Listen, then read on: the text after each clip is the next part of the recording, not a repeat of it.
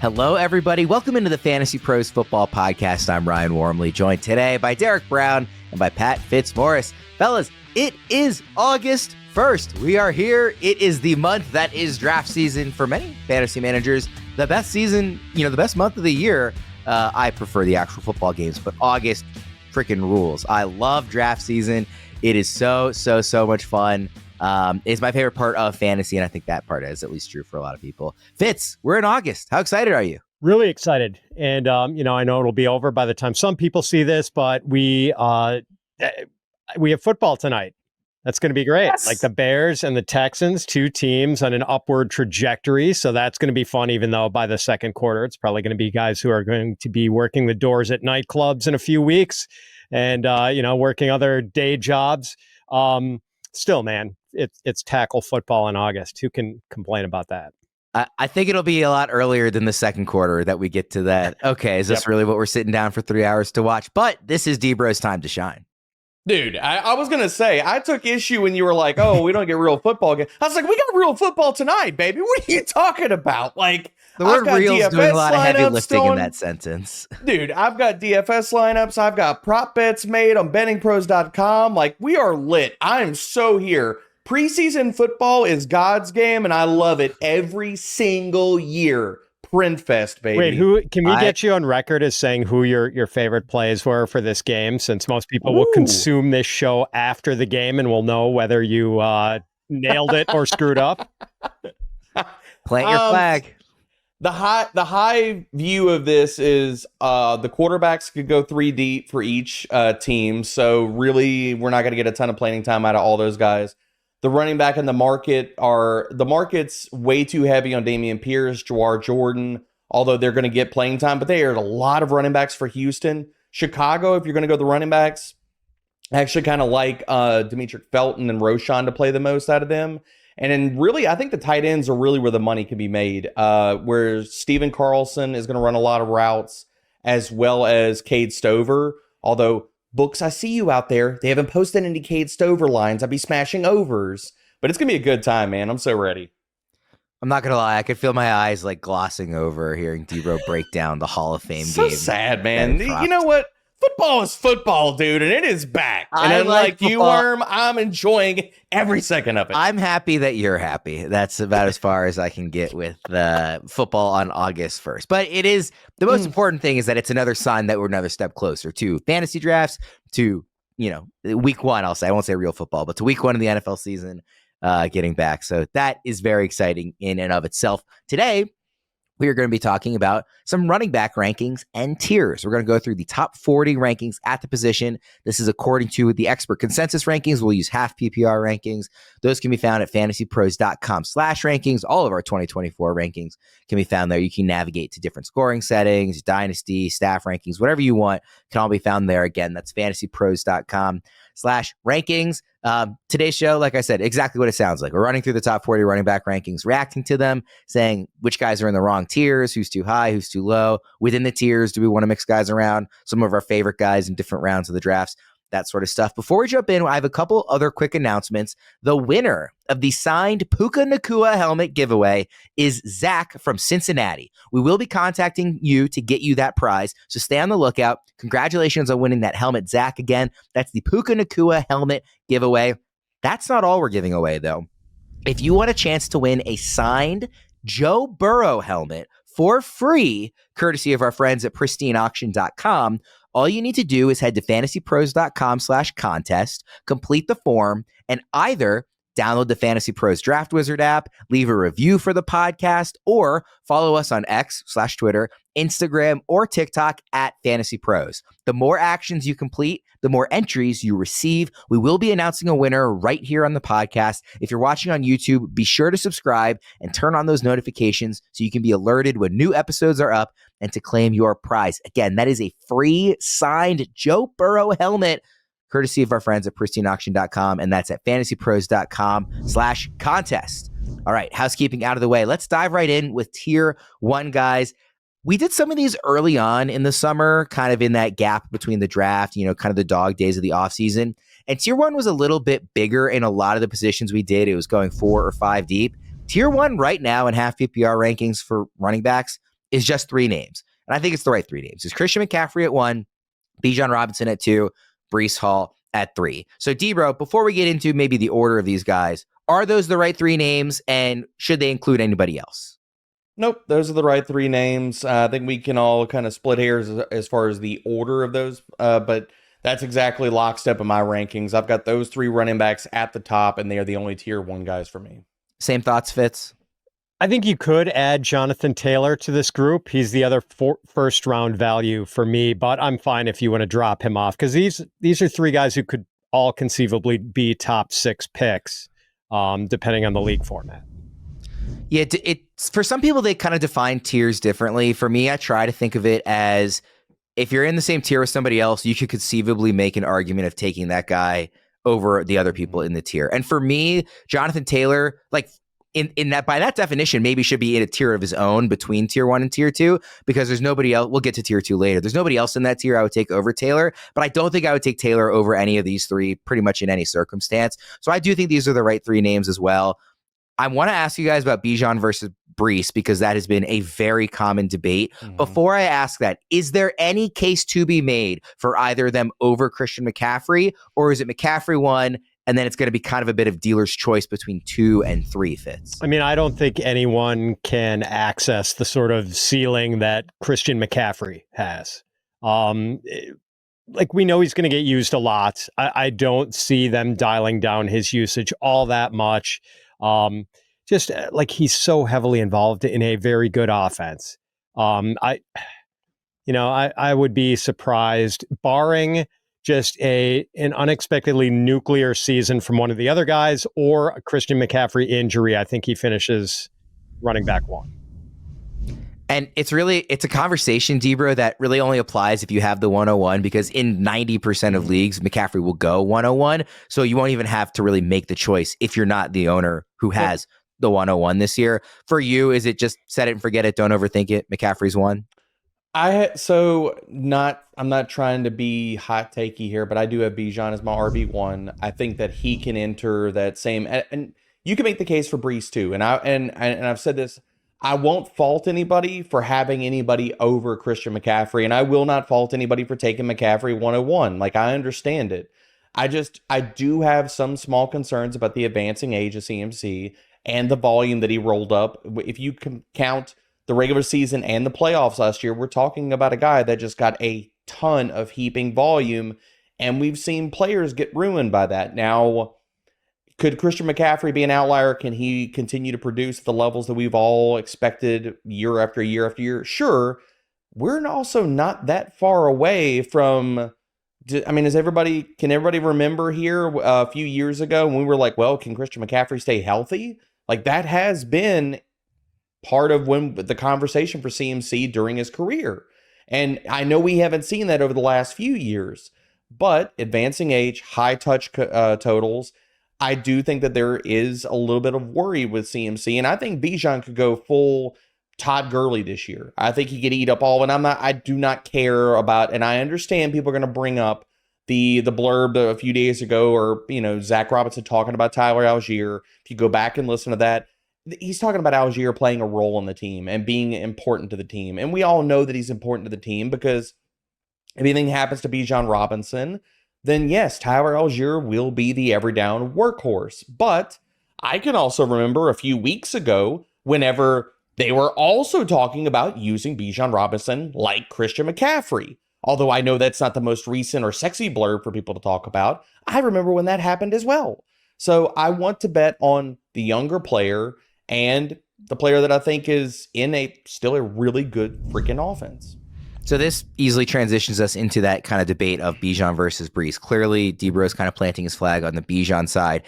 Fitz, I've been actually asked this question a lot recently, and every time I basically give the same answer, which is, today I say one of them, and tomorrow I could say the other. Like, I really go back and forth a lot.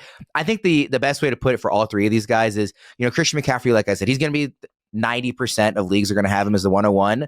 The guy in that category, the consensus 101, where don't even think about it, it's the clear guy for next year's drafts, could be any of these 3. And I could very easily see it being one of these 2 younger guys that kind of, goes ahead of McCaffrey by this time next year. For you, Fitz, parsing between Bijan and Breece, do you have a way you're kind of leaning gut feeling? Do you have a strong opinion? Where do you stand on those two? I'm with you, Worm. I think it's splitting hairs, basically. I think some people favor Breece Hall because he has already given us more smash games in the NFL than Bijan has. I do think Arthur Smith was obviously holding back Bijan last year, and I guess that's why so many people winced when they heard Zach Robinson talking up Tyler Algier, because oh, here we go again, another guy who's not going to give Bijan the sort of workload befitting his talent. So right now, really the tiebreaker for me, and the reason I have Bijan ranked ahead is just that, one guy has had a major knee injury in the last 2 years and the other hasn't. That's why I have Bijan ranked higher. When I heard the Tyler Algier praise, I did contemplate whether I should be flip-flopping the two, but I've not done that yet and probably won't. The most common answer I've given people who have asked me this question is Bijan. So maybe you could say it's I wouldn't even say 51-49. I'd be 50.5, 49.5. That's how close I really see it between them. I guess slightly might be leaning Bijan myself. I know you guys disagree with me on wide receiver one. Debra, I think you have Ja'Marr Chase, and Fitz, you have Tyreek Hill, I believe. I have CeeDee Lamb. The more I've kind of thought about how much I like these two running backs, the more I think, besides for me, Lamb, maybe for you guys it's a different wide receiver, besides that top wide receiver, I don't think there's anybody else I'm taking ahead of these three running backs. I think ultimately by the time we get to draft day, if I have a top four pick outside of Lamb getting there, I will be taking one of these three. I just think that the ceiling is so remarkably high for all three of them. And there's just enough hesitations for me with some of the elite wide receivers, who I still love, of course, but there's just enough to make me question it that I just want to get one of these running backs, because I'm going to be really disappointed if we get into the season and they smash the way I think they can, and I don't have enough of them on my rosters. Yeah. Debra, how would you parse between kind of the top wide receivers versus these guys? I think it's honestly pick your flavor, and some of this can be different formats and stuff like that. I really think that there's no wrong answers when you get to the top of the draft. Whoever falls to me, CeeDee Lamb, Chase, one of these top two running backs, any of these top wide receivers, I have warmed up massively to Justin Jefferson, and I don't have a problem taking him over either one of these top backs. Just looking, and I know people are so worried about the quarterback situation, but Jefferson last year, you look at either side of the splits with Kirk Cousins or no Kirk Cousins, and I can't talk right now apparently, but you look at both sides of the splits with Cousins and without him, Jefferson was pacing for over 2,000 receiving yards on both sides of those splits when he was a full-time player. So I think we're overestimating, or at least weighing too much, pushing him down the board a little bit when we are splitting hairs. So for me, I think this all comes down to where are you drafting? And I really don't think looking at the top 6, 7, 8 players, really that top 8, it's really no wrong answers. They're all really, really good players in really good situations. What do you think, Fitz? So I think that in a league where you're required to start 3 wide receivers every week, I would draft any of the elite wide receivers, well, at least Chase, Lamb, or Tyreek Hill over Bijan and Breece. In a league where you only have to start 2 wide receivers, I'd be inclined to seize the one opportunity you have to get one of these elite talents at running back with an elite workload. You know the beautiful thing about being a sports fan? There's only 2 days the whole year without a game. Just 2. With so much happening and so much action, that makes just about every day game day at DraftKings Sportsbook. It's super easy for first-timers to get started. Try betting on something simple like picking a team to win. Go to the DraftKings Sportsbook app, select your team, and place your first bet. It really couldn't be any easier or any simpler. Baseball, golf, UFC, there's something for every fan of every sport to bet on at DraftKings. And of course, with training camps underway and preseason football here, football season is back too. So if you're new to DraftKings, you got to check this out. New customers bet $5 and get $150 in bonus bets instantly. Download the DraftKings Sportsbook app now and use code FantasyPros. That's code FantasyPros for new customers to get $150 in bonus bets instantly when you bet just $5 only on DraftKings. The crown is yours. All right, guys, let's get into tier 2. I don't know that I actually read. I think I did read the names for tier 1. I'll definitely read the names for tier 2 because it's longer, and I forget if I did in tier 1.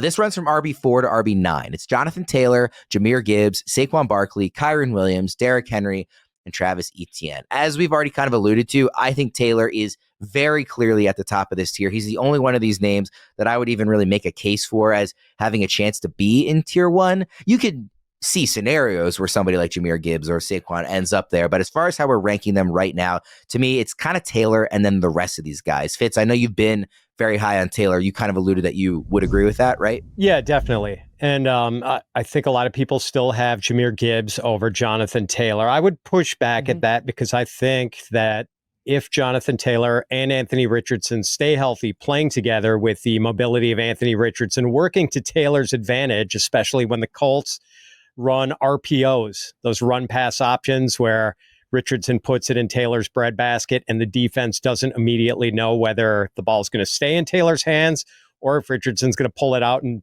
boogie around end the other way. Like that stuff's going to be so effective, and it's going to like freeze linebackers for an extra second, give Taylor extra running room. I think he could have the sort of season he had in 2021 where he ran for 1,800 yards and scored 20 touchdowns.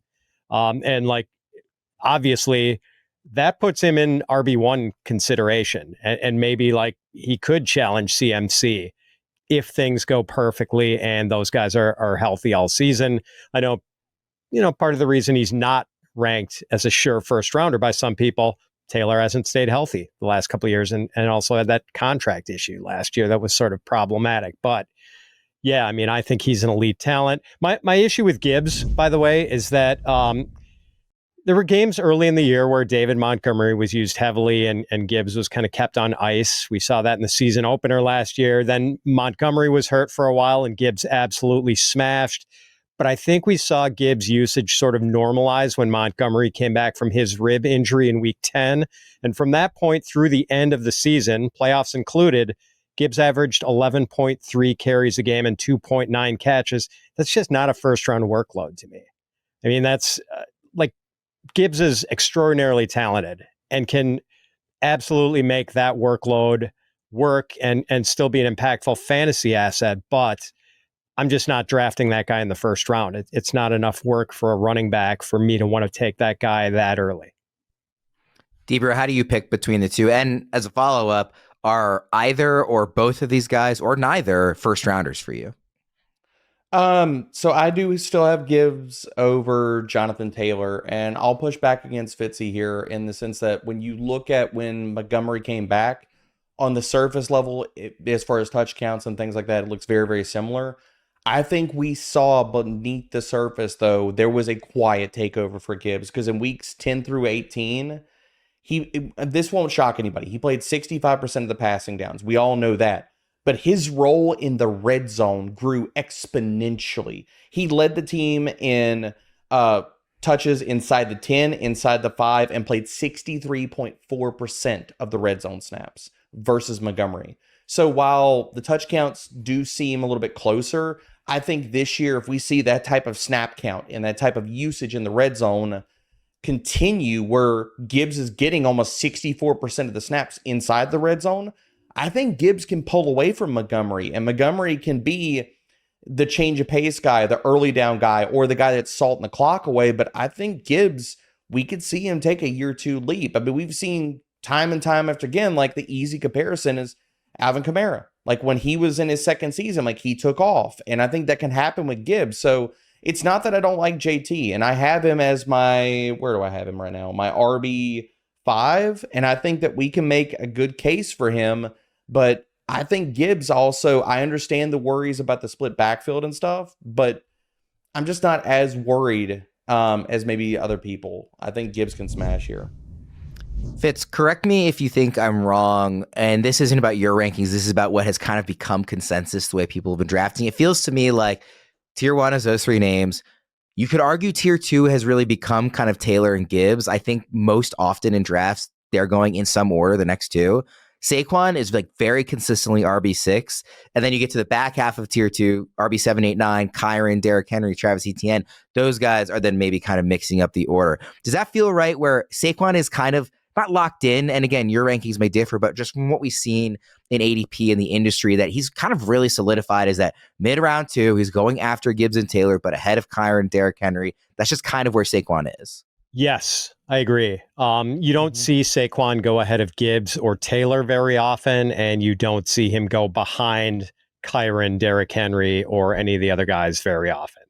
And go ahead. I was just going to say, are we going to talk about maybe guys who shouldn't be in this tier? Well, I want to ask about these 3 names together then, since I think Saquon's pretty easy. Kyren, Derrick Henry, and Travis Etienne.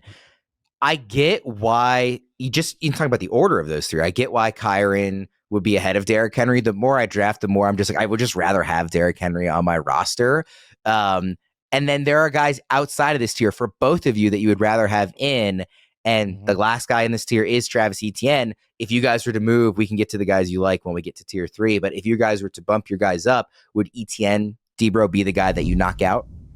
Oh, yes. Etienne's not in this tier for me. And I think that people are kind of missing the boat as far as looking at, it was a tale of 2 seasons. You look at what he did at the beginning of the season. Yeah, it was. If you looked at just the totality of a season, yeah, sure, he was RB7 in fantasy points per game. But when you peek under the hood, we're talking about a player that weeks 1 through 8, RB4 in fantasy points per game. But after week 9, he was the RB22 in fantasy points per game. He was only averaging 70 total yards per game.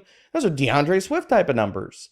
And I just don't think that the rushing game for Jacksonville is going to lead the day. So Etienne, I do not believe that he belongs in this tier. And honestly, I think you can make a better case for Devon Achane or Isiah Pacheco to be in this tier. But the guy I really want to mention here, we need to put more respect. And I know that he's dealing with a hamstring issue right now, this early right now before the season. I don't care. Joe Mixon should be firmly in this tier.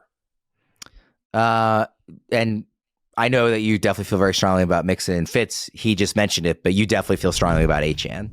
Oh, very. Yes. Achane's like my RB. I think I've got him ahead of Kyren because Achane's going to get the same workload Jahmyr Gibbs is going to have. Like their workloads last year were almost, if you take out the 2 games, there was one game where Achane came back from, he missed week 1, came back in week 2 and only got like 6 snaps. There was another game where he played 3 snaps and got hurt. But if you take out those games, his workload is like identical to Jahmyr Gibbs' workload.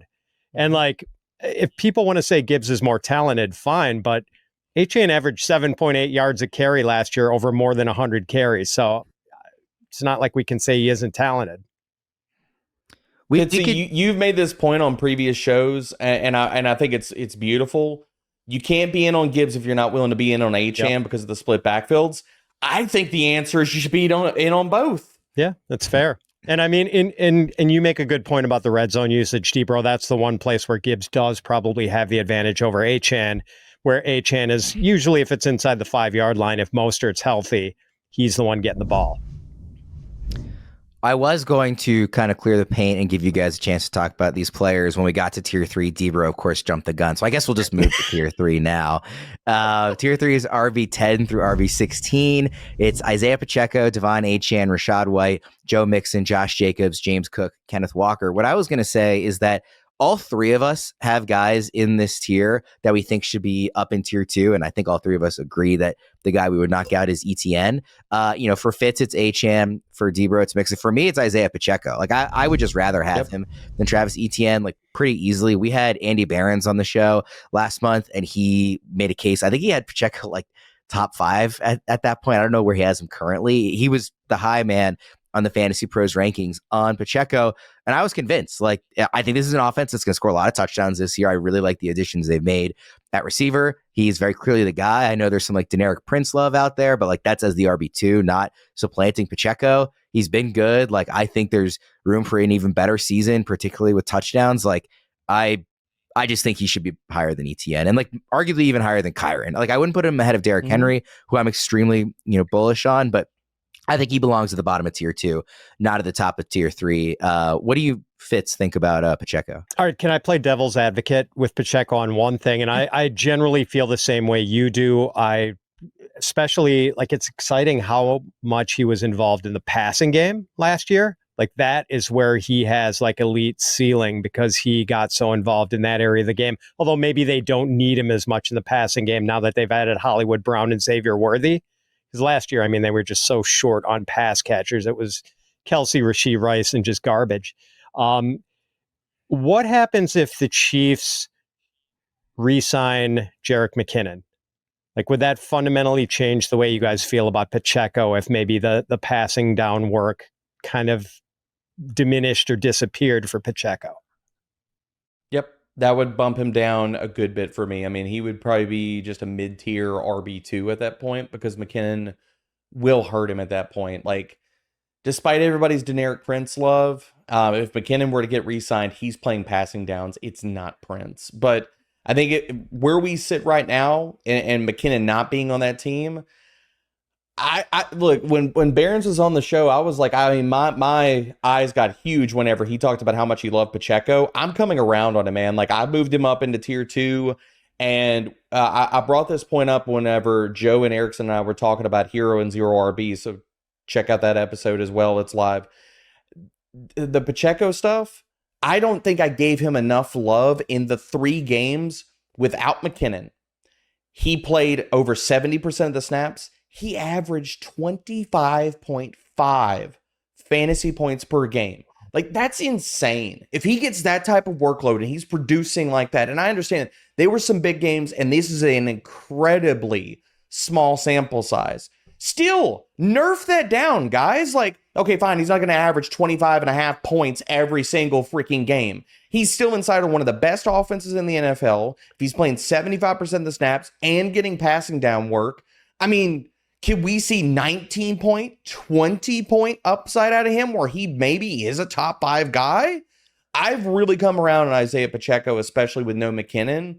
I bumped him up a lot in my ranks. So I think he's a strong RB1. We're also, I know we're talking about half PPR, so the receptions matter, but he had 935 rushing yards last year and 7 touchdowns. I think there's room for real steps forward in both of those categories. Like, I would not be surprised if we're sitting here and he has like between 1,100 and 1,200 rushing yards and like 11 touchdowns. That's a significant step up in both of those areas. And I don't think that the receptions are going to go away entirely. Like, obviously it would hurt, with McKinnon back, but I don't think he's going to have 0 catches, right? Like, and even looking at the offense, like, I think they want to save Travis Kelce for the postseason. They want the three-peat. They want to make sure he's healthy and fresh at that point.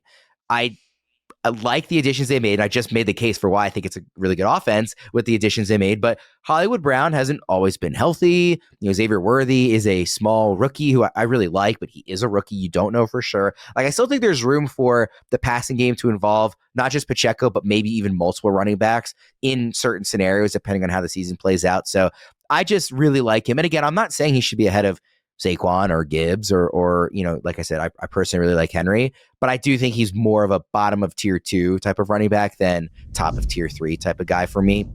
You guys have already made the cases for Achane and Mixon. The other names in here, like I said, Rachaad White, Josh Jacobs, James Cook, Kenneth Walker. Cook is the only one that I'm really like at all intrigued by drafting, particularly where they're going. I think I'm going to be avoiding a lot of this back half of tier 3. If we get to this point, it'll be, like I said, Pacheco, I'm in on Achane with you guys.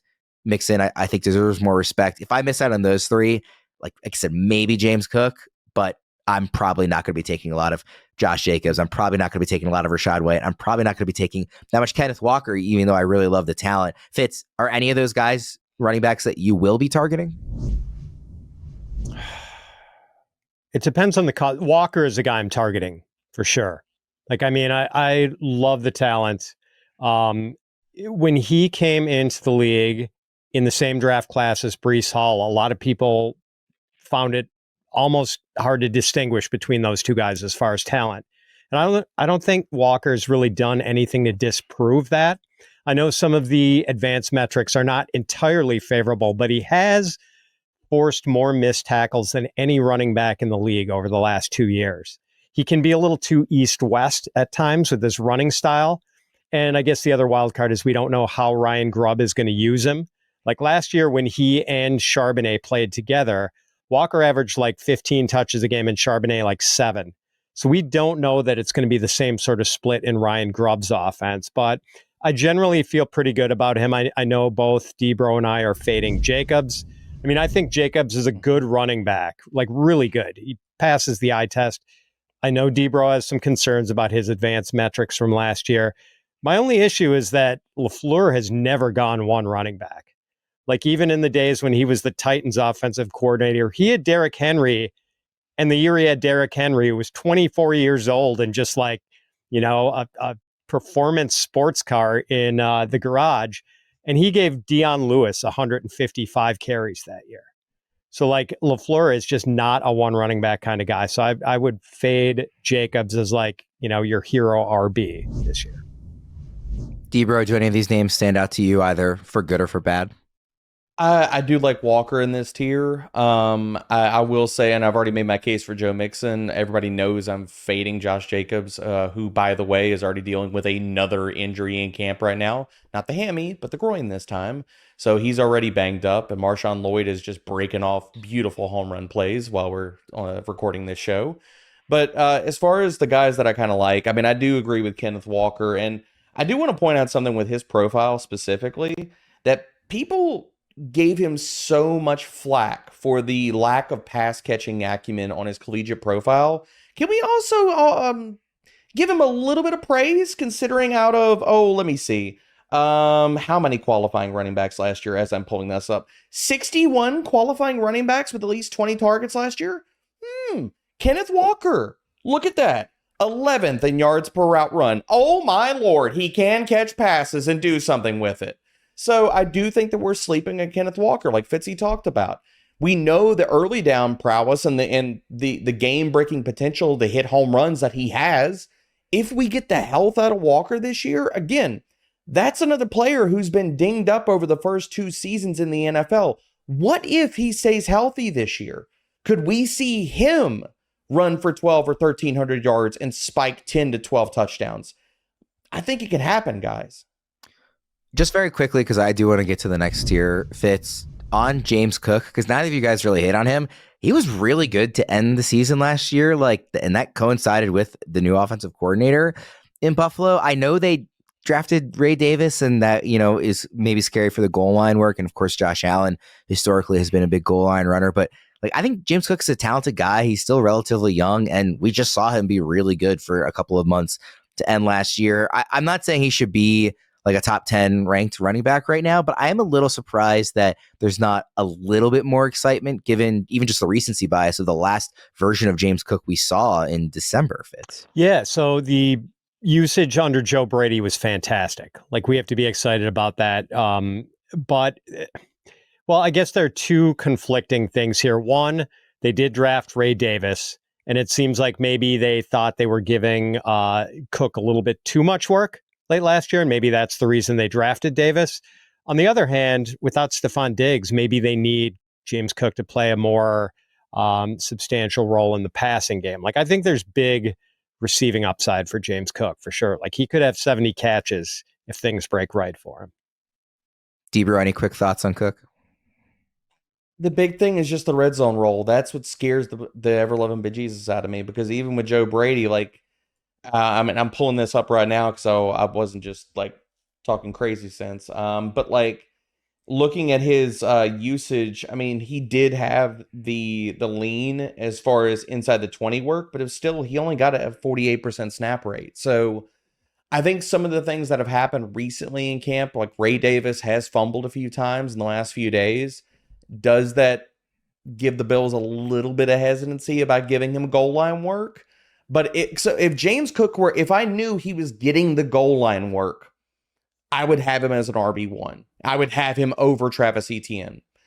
But that's the worry, is does he get that? Because up until this point, Buffalo has shown they don't really want to put him in that situation where he's banging in between the tackles inside the 5. If he gets that work, I agree with you, Worm. That with the pass game upside and stuff, he could be a top 10 back this year. It's just, that's the biggest question for him. In that stretch after Brady took over, he only had 1 rushing touchdown and was still a very, he was still an RB1 in that time. He had 3 receiving touchdowns, so maybe they're able to continue to work that in, this year, even if he's not maybe that kind of goal line pound the rock type of guy, but he didn't need the rushing touchdowns to be really good at the end of last year.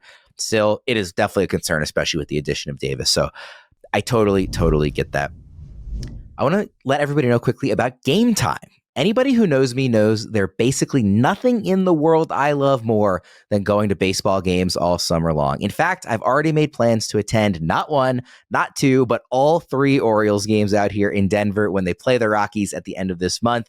And to make sure I got the best seats for those games at the best price, I turned to Game Time. With killer last-minute deals, all-in prices, views from your seat, and their lowest price guarantee, Game Time takes the guesswork out of buying MLB tickets. I'll be planning ahead for the O series, of course, but one of my favorite things about Game Time is the last minute deals. You can save up to 60% off buying last minute for not just sports, but concerts, comedy, theater, and more. I'll be headed to a concert at Red Rocks this month as well. You can be sure I'll be checking out Game Time's deals for that. 2 other features that I love for how much it takes the frustration out of ticket buying are Game Time seat views, showing your view from the seat before you buy, and all-in pricing, so I know the total upfront with no hidden fees. Game Time is simple to use, but more importantly, the app gives me all the information I need to make it an easy ticket purchase. So this summer, take the guesswork out of buying MLB tickets with Game Time. Download the Game Time app, create an account, and use code FantasyPros for $20 off your first purchase. Terms apply. Again, create an account and redeem code FANTASYPROS for $20 off. Download Game Time today. Last minute tickets, lowest price, guaranteed. All right, guys, let's move to tier 4. This runs from RB17 to RB25. The names are Alvin Kamara, David Montgomery, Aaron Jones, Rhamondre Stevenson, James Conner, Zamir White, Najee Harris, Raheem Mostert, and DeAndre Swift. Debra, I'll kind of let you steer the direction here. Do any of these names stand out to you, again, kind of for better or for worse? I don't know what to do with Alvin Kamara this year. I really don't. If you look at his tackle breaking metrics, they're terrible. And he is in my players to avoid article that's live on the site right now. It scares the bejesus out of me. Like amongst 49 qualifying running backs last year, we're talking about a running back that was outside the top 34 running backs in missed tackles forced per attempt, explosive run rate, and yards after contact per attempt. It's like, if Kendre Miller can be healthy, and I know that's a big if because he's already banged up in camp right now, if he can be healthy, I think he can be a very serious threat to Alvin Kamara's workload. So I just don't know what to do to rank him, because if you look at projections, he probably is going to grade out as an RB1. But if you look at every other metric as far as efficiency and stuff outside the passing game, it's pretty bad, man. So like, I don't know what to do with him. Like, I have him in this range where I've got him right now as my RB20, but I don't like, it's like projection wise, I feel like I'm under ranking him, but then it's like, I don't want to be at consensus with him, because if people are following my ranks, I don't want them to be drafting Alvin Kamara versus other wide receivers or running backs in his range. So I'm really just, he's a quandary. For me, and Fitz, I'm curious what you think. This is a very uninspiring tier. And there might be one or two names that folks think, okay, I see the upside case, or it's a reasonable value, or even if it's a boring veteran, I think they're, a good person to draft here. For me, I'm just not going to draft anybody in this tier and walk away being like thrilled that I got that guy wherever it is that I would have had to have drafted them. Is there anybody like that for you, Fitz, where you actually do think maybe it can be a little bit more inspiring of a tier than I'm making it out to be? Like, I don't mind Kamara or Jones, like, if I'm waiting a little bit at running back. They do tend to go pretty early. I get what Debro is saying about Kamara. I think he's pretty pedestrian as a runner, but the passing game value is always going to be there. Like, he's just so good in that facet of the game. And I think they need him because Derek Carr is a guy who definitely hears footsteps sometimes. So, like, he will look to unload the ball quickly. I think DeAndre Swift should be a tier down. Like, I'm not even considering him anywhere near this area. And I'm kind of sidestepping. Debro and I can argue about, well, I don't know if we'll argue about Najee Harris. Like Debro talked about the 2 seasons that Travis Etienne had in one last year. It's almost the same for, like, Najee, I think, finished like RB20 or RB21 in a half-point PPR scoring. Going into week 16, he was RB31. And then he finished with the flurry. He scored 4 of his 8 touchdowns in the last 3 games. And he really loaded up Worm, as you know, in that week 18 against the Ravens, where the Ravens, I think, were starting ball boys at linebacker for that game. So I'm kind of fading Najee, and I'm kind of fading Zamir White. I don't see a lot of pass catching upside. And we're sort of assuming that he's going to have this really meaty role based on the 4-game sample size at the end of last season. And albeit a very convincing audition, averaged almost 100 rushing yards a game. But I'm just not totally convinced that we don't see a healthy mix of like Alexander Mattison and Dylan Laube in this offense, and that it's not more of a committee thing, in which case you're probably going to be kicking yourself if you drafted Zamir White in the 6th round. Debro, for me, if there is one name in this group that I see as having the type of upside that maybe does excite me more, it's probably Rhamondre Stevenson. He got the contract. I think that there is a very real possibility that he bounces back this year. Again, I'm not saying that he is somebody that I'm like super gung-ho about, but like I could see that being the one guy in this tier that I walk away from a little more inspired than some of these other names. How do you feel about Rhamondre? In this tier, I love Rhamondre and I love Aaron Jones. Those are the two standout guys for me. And yes, me and Fitzy have been fighting all offseason about Zamir White, so I've planted my flag there in previous shows. But Rhamondre and Aaron Jones, I feel like if you're going to look at running backs in this tier, they're the two that stick out to me. I think, honestly, we were a year early on Rhamondre Stevenson. I think that the hate for the New England Patriots offense has gone a little bit too far. I think Jacoby Brissett is definitively going to start week 1. He could play the entire season, and that would not shock me at all. Rhamondre Stevenson, if we look back before last year, pick a metric, any metric. He was near the top of the list in every single tackle breaking metric you could pull up. Now, last year he was banged up. And look, I don't think we saw a fully healthy and effective version of him. But New England said in the offseason, we believe in this guy. And they gave him, honestly, a surprising contract, to be honest, as far as the number of years and the guaranteed money on it. So I think we were a year early on Rhamondre Stevenson. I will happily draft him out of this tier. And Aaron Jones, look, I think that the injury risk and stuff is baked into his ADP in this tier. If he can stay healthy and be the guy we saw in the playoffs, down the stretch run, when he was actually healthy, he was still the same guy. He was still the same guy we have played every single year in fantasy and love the efficiency and love the ability of him. I'm not worried about Ty Chandler. If you look up every single metric for Ty Chandler last year, he's near the bottom in everything you should care about for running backs. So no, I'm not worried about him being a threat.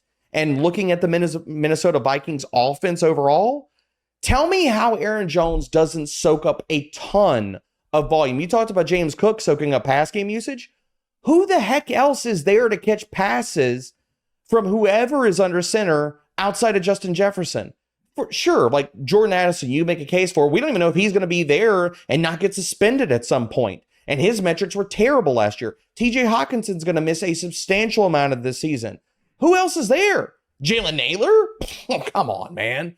Aaron Jones could get a ton of pass game work. And if he's healthy this year, he's the guy with Rhamondre, the two guys out of this tier that could absolutely smash their ADPs. My only worry about Rhamondre is that like this could be a very well be a bottom 5 offense, and it could be a bottom 5 offensive line. So I just don't know what the touchdown upside is for Rhamondre. I mean, I love the player, like a big guy with, a dancing bear with ballerina feet. Love that prototype. I just don't know what the offense is going to deliver him as far as touchdown opportunities. And maybe one guy from this tier who we're underplaying a little is James Conner. And I'm guilty of maybe perennially underplaying James Conner. Like I just looked at what he's done in his 3 years in Arizona.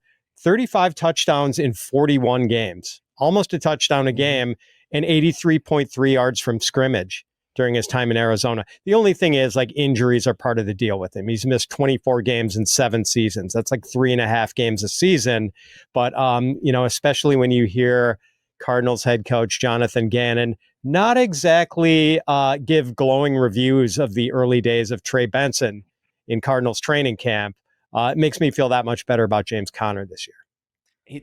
Gannon's been talking a little bit about DeMarcado being in that RB2 spot, or at least fighting for that job. Like, it hasn't been a runaway Trey Benson's. I agree with you, Fitzy. I think we're a little bit maybe out over our skis with Trey Benson love, and maybe we are sleeping on James Conner because arguably you can make a very, very easy case for Conner. He's coming off the best season of his career, and Gannon has not shied away about talking about riding him this season.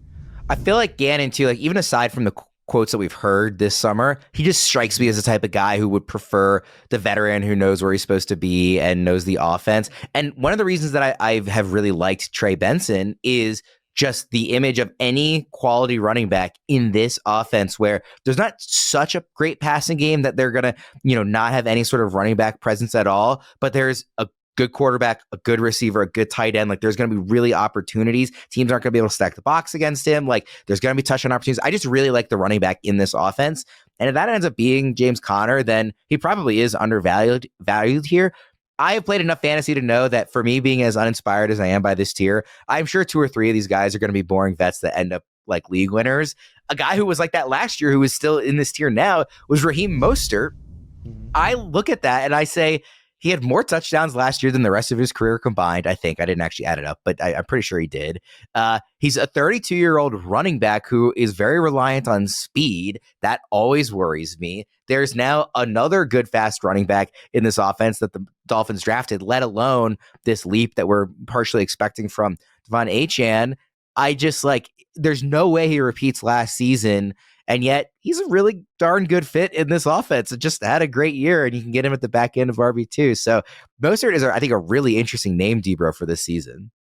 Yeah, I agree with Mostert. I'm glad you brought him up here because I don't think he belongs in this tier. How are we going to be that high in Achane? And I know we can point back to last year. So much of the touchdown production went through that backfield. I think that that's going to regress, and more of it's going to go through the passing game this year. That if we are that high on Achane, do we really think that Mostert can stay healthy, still perform, that he can be a top 24 running back, and this team can support 2 top 24 running backs? Like, can it happen? Sure, we saw it last year, but again, betting on that 2 years in a row with all the other risk factors around Mostert, I don't think that he should be in this tier. I think he should be ranked as like a mid to high RB3. The other thing I do want to bring up here is, Worm, I keep hearing about all this Trey Benson love from you, but I don't see any offers in our Dynasty League in the inbox. Like, you apparently don't love him enough. Like, you I hear it on shows, but I don't see it. Like, where's the offers? You sniped me on him in the rookie draft, and I have not forgiven you. Still waiting. Still waiting. I hear all this love for James Cook and Trey Benson out of your mouth on this show, but yet you didn't want to trade for James Cook in the Dynasty League, and you're not making offers for Benson. The funny thing is my team is absolutely loaded everywhere except for running back. So I really could use both Cook and Benson. Really could. As much as I'm really interested could. Tough scene. We'll see. Maybe we'll circle back on. I'm waiting. Shop's open for business. I'm waiting on the offer, Worm. Come on, Fitz. I want to get your quick thoughts on Mostert too. I mean, and I was kind of giving both sides of it when I was, bringing up the question to Debro. For the record, I'm very much with Debro in that there's no way I'm taking him as a top 24 running back. Just given all the stuff that I listed kind of on the negative end for him, but there is a positive end too. So what do you think about him, Fitz? The usage parallels between the Detroit backfield and the Miami backfield are almost eerie. Like I mentioned, the parallels between Gibbs and Achane, and I think there are parallels between Montgomery and Mostert. Mostert averaged 13.9 carries a game last year, which is pretty similar to the workload we saw from Monty once Gibbs kind of got going. But I agree with what Debro is saying. Like, while Detroit's going to be winning a lot of games, they're going to have run-friendly game scripts. They've got one of the best offensive lines in the league. It's a pretty good situation for running back. Miami lost a ton of defensive talent in free agency. They lost their coordinator in Vic Fangio. I think teams are going to score a lot of points on Miami and maybe force the Dolphins to throw the ball more than they want to. And you also get the age and the injury concerns with Mostert. Like, will his luck hold for a second straight year after a healthy season in 2023? I don't know.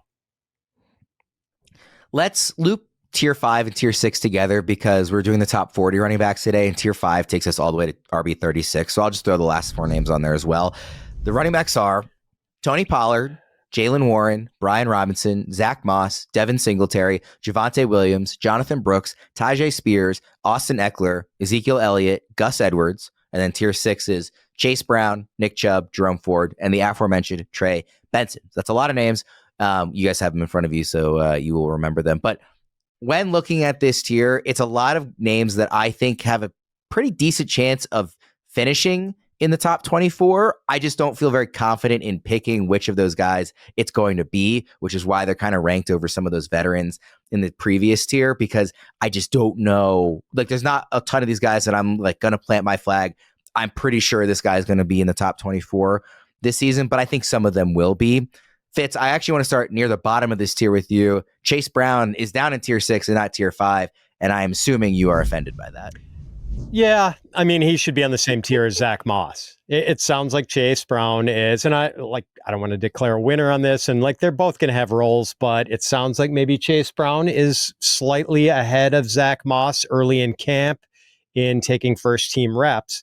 And I just think, and I mentioned this on Twitter earlier this week, like Moss is going ahead of Devin Singletary in almost every draft. I think people see that Zach Moss is, and I get that the Giants offense was bad last year, although, 2 years ago when Daniel Jones was healthy all year, they were 16th in touchdowns. They were mid-pack as far as like offensive potency. And I think the O-line's going to be better. They're going to have a healthy Andrew Thomas. They've gotten better at guard with John Runyon and Greg Van Roten. Like, they've got a couple problem spots on the line. I realize it's not going to be as potent as the Bengals offense, but Singletary is a completely unfettered path to lead RB status for the Giants. Moss is in this like tooth and nail training camp battle. And by the way, when Moss and Singletary were together in Buffalo for 2.5 years, all of those years, Singletary got significantly more snaps and touches than Moss. He totally outplayed Zach Moss when they were teammates in Buffalo. Debro, how are you parsing, like, not just, I know you agree on the Singletary stuff, but between Moss and Chase Brown, who do you like better? So I'm honestly kind of like going to read the tea leaves as far as training camp stuff. I think, and I just put out a YouTube short today about this, Chase Brown is leading the team as far as RB1 reps, as far as first team reps. If that continues, we're going to see his ADP and Zach Moss's ADPs flip. That's going to happen. I have not been drafting a lot of Zach Moss. I'm just investing in the Cincinnati passing attack. I think that there are so many holes you could poke in his profile. Good year last year, but at various points, not a great year. Not really good as far as any metric in the passing game. Chase Brown, if he takes over that work as well as eats into the early down work, I think he can be the guy that you want out of that backfield. The big thing that I want to bring up with this tier, yes, I have been screaming as loud as people will possibly listen about Devin Singletary being disrespected the entire offseason. I'm going to continue to beat the drum and talk about Brian Robinson Jr. He should be a top 24 running back in rankings. Move him up, people. There should be a difference between him and Austin Eckler. What do you need to see out of a Cliff Kingsbury offense? We saw James Conner smash as the goal line back. We saw Kenyon Drake smash as the goal line back in Arizona. Brian Robinson Jr. was quietly awesome last year. He was top 24 in explosive run rate, tackle breaking metrics. He was also, although people don't want to give him his credit, 5th in yards per route run last year amongst all running backs with 20 or more targets, as well as being 12th in pass blocking grade. So you're telling me at this point of his career, Austin Eckler is definitively going to own all of that inside of an offense that, yes, we're not even talking about Jaden Daniels is not going to check down that much. People are sleeping on the upside of Brian Robinson Jr., and I'm going to continue to talk about him until ECR gives that man his freaking respect and bumps him up inside the top 24. And by the way, just like Jonathan Taylor's going to benefit from playing with Anthony Richardson, Brian Robinson's really going to benefit from playing with the ultra-mobile Jaden Daniels. Debro, if you don't think that I was going to set you up for Brian Robinson and clear the paint that we are simply not operating hard on to the take, same man. level of mutual respect that I assumed. I didn't want to wait. D-Bro I didn't want to wait for the alley-oop. He didn't wait for the screen. He just like waved you No. off and said, I'm going one-on-one. No. He's like, I need to cook. I ran behind you. I stole the ball, and I said, fine, I'll do it myself. I'm going to dunk it. Like, I am not the first person to make this comparison, but it's so easy to just imagine the RG3 and Alfred Morris season happening with James Daniels and Brian Robinson. The vision is so clear. I made that same. The receipts are out there. Go pull up our bold takes episode from weeks and weeks and weeks and weeks ago. I said it on that episode. I said Brian Robinson Jr. is going to go full Alfred Morris and be an RB1 in fantasy. That range of outcomes is still live. I actually really like all three names at the top of this tier. I think I'm higher than consensus on Tony Pollard, and I think we like the talent of Jaylen Warren, and we're not 100% sure what Arthur Smith is going to do, if he's going to have a favorite, how he's going to use that backfield. And then, of course, you just made the case for Brian Robinson. So to me, when I look at this tier, I do kind of see Pollard, Warren, and Robinson set a little bit apart from some of the other names in this tier. Fitz, what do you think about those three? My worry is that with Pollard, the talk that we're hearing from Brian Callahan about him wanting to use Pollard and Spears interchangeably, like they could both play on early downs, they could both play on passing downs. They're both good. So I think that could make for some hit or miss weekly results from Pollard. And the other thing is that, like, if Will Levis doesn't pan out, that is going to be, the opposite of the rising tide that lifts all ship. That will be the tide that goes out to sea and leaves every ship in the Titans harbor, like, totally aground. A Mayo freighter that just run aground. Tough to see. I want to ask also just on a couple more of these names. At 31 and 32 is Javonte Williams and Jonathon Brooks. These are two names that I think there's real significant upside for both of them. A lot of the talk about Javonte has been very positive this offseason. He's obviously another year removed from that really devastating knee injury. I like a guy who's yet another year removed from something like that. We know what the talent was when he came into the league and how excited he was one of the top running backs in Dynasty when he was entering the league. And, he's fallen very far here. And then also Jonathon Brooks, like, speaking of injury, he's coming off the ACL, but was everybody's RB1 or most people's RB1 in this class. He lands in an awesome spot in terms of the opportunity he will get. Fitz, of Javonte and Jonathon Brooks, is there one of those two that maybe you're more intrigued by the upside case for than the other? So I've got Brooks ranked higher, but I'm really intrigued by Javonte, especially when there were reports that, like, Jaleel McLaughlin and Audric Estime were locks for roster spots, and it might be a competition between Javonte Williams and Samaje Perine, which I don't really buy unless Javonte looks like complete garbage, because why would you, a guy who's still on his rookie deal and, like, now has more than a full year of time that's passed since his major knee injury. So for a while, the market on Javonte was starting to look like, Wall Street in October of 1929. But I want to get in if the price drops, because here's the thing. He used to be this great power back early in his career, and I think he can still be that. But, like, Javonte also catches passes, and Sean Payton teams, the Broncos led the league in running back targets last year with 153. And I think there was only like one other team that was over 130. And Sean Payton's Saints teams always led the league or were close to it in running back targets. And oh, by the way, Bo Nix was an absolute check down machine in college. Like, there is major reception upside for like one or two backs in the offense. Like, I wouldn't be surprised if both Javonte Williams and Jaleel McLaughlin were like 60 catch guys this year. And there might be 70, 75 catch upside for either of those two. What do you think about these guys, D-Bro, talking about both Javonte and Jonathon Brooks?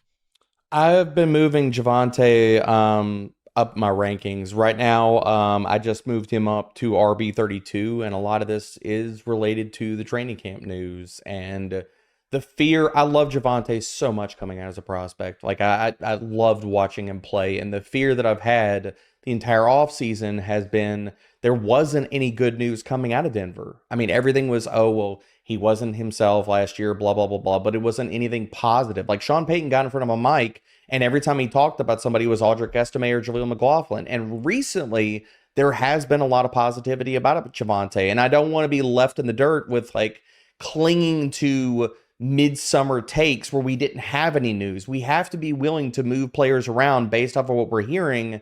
And for Javonte, it's been nothing but positive recently. So I have moved him up, and I do want to be drafting him more, especially in best ball right now, and taking him in redraft. But the guy that I do want to mention, and I think we have to discuss as well, is Jonathon Brooks, man. Like, I've already evoked his name once in this episode, but what if Jonathon Brooks goes full rookie season Todd Gurley, who entered the year, similar concerns, ACL problems, maybe not great offense, and it didn't freaking matter. Todd Gurley in his rookie season in 2015 only played 13 games, started out slow, was still the RB5 in fantasy points per game.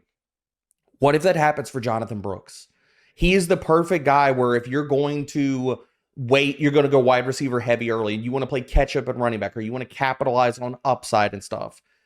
Jonathon Brooks is a fantastic draft pick and a player that I think people need to be drafting, and I will say moderately aggressively. And all you have to do is just, look, fine, go. And I'm not saying to handcuff, but if we're talking about layering in production for, okay, Jonathon Brooks comes on and he's just smashing down the back half of the season, but I need somebody to play in my flex or my RB2 spot until we get to that point. If that happens, fine. Draft somebody like Gus Edwards, draft somebody like Ezekiel Elliott to give you early season points, or heck, take Chuba Hubbard. And it's not a handcuff situation, but if he starts out the season where he's the starter, we're talking about you're layering in production for your rosters. But Brooks still has that type of upside where if he takes over this backfield and he's Rachaad White-esque, if he's rookie season Todd Gurley down the back half of the season, he could win people leagues. Exactly, Debro. Not far-fetched when you consider that Rachaad White was like running back 4 last year in a Dave Canales offense. Yes. The last name that I want to quickly ask you guys about, just because it is a big name and there's been some, video of him squatting heavy amounts back in the gym, is Nick Chubb. I mean, this is, for a lot of people, the best running back in football when healthy, as a pure rusher at least. He is a very fun guy to watch. He has been, a cornerstone for fantasy teams for many years, really, really crushing injury last year that was hard to watch, and everybody saw it in prime time. Is there a case that he tier 6 is too low, just given what his career has looked like? And he's come back from a difficult knee injury before. It was in college, so it was a while ago. I'm not saying that I'm going to be uber aggressive in getting Chubb, but you see a name like that by the time you get to this range of the draft, and it's pretty easy to just say, I'm just going to take that guy on my team and kind of bet on superstar talent. Debro, what do you think about Chubb? I think there's a case to be made. I do have more concerns about him coming back from the injury, considering his age. Now, again, could he just be an outlier? It's possible, man. I mean, I'm at consensus. I'm pretty much right with consensus. He's RB 38. I have him at RB 40. So I'm probably, for most, until we get some other news, because I understand all, the heavy squats and things like that. That doesn't really matter to me. Look, I'm 40 years old. I can go to the gym and squat a decent amount of weight too, but you ask me to cut on a freaking dime, and it's not going to happen. So with Chubb, I think the lateral agility and what we need to see out of him is also just the ramp up and continue to hear the drumbeat of camp reports. If that continues, if that happens, I will be moving him up my ranks. But right now, I just want to make sure I'm at consensus. Fitz, I think the big takeaway is that Debro does not skip leg day, is what he just told us. No, I did not. I was hurting earlier this week and waddling like a freaking turtle. It was turtles don't waddle. Penguin? Is that better? I gotta pick an animal that actually waddles, because I don't know why the heck turtle came to mind. Waddling like a dolphin for football fans. Fitz, any quick thoughts on Chubb before we get out of here? Pretty similar thoughts to Debro. I mean, he's not that great a risk at the point where he's going in drafts, but even if he has this miraculous recovery timeline and is kind of good to go early in the season, they're not giving him 18 to 20 carries a game like they used to. That's the only thing. They're gonna handle him with kid gloves. So maybe there's not as much risk with his new baked in injury price, but there's also not as much upside either. All right, let's get out of there on that. That got us through, like I said, the top 40 running backs here in the expert consensus rankings through part of tier 6 for that. So a lot of good names, a lot of good insight there. Hope everybody is able to take something away as we, like I said at the top of the show, are in draft season now, which is super fun. So I hope everybody will stick with us throughout the entire month of August. We've obviously got a ton of content coming your way, whether it's written on the site, whether it's on social media, whether it's on one of our many podcast feeds. So be sure to check us out all August long and all season long. And we're going to have a lot of fun here with draft season. So for Fitz and for Debro, I'm Ryan Wormeli. Thank you everybody for tuning in. We will see you again next time.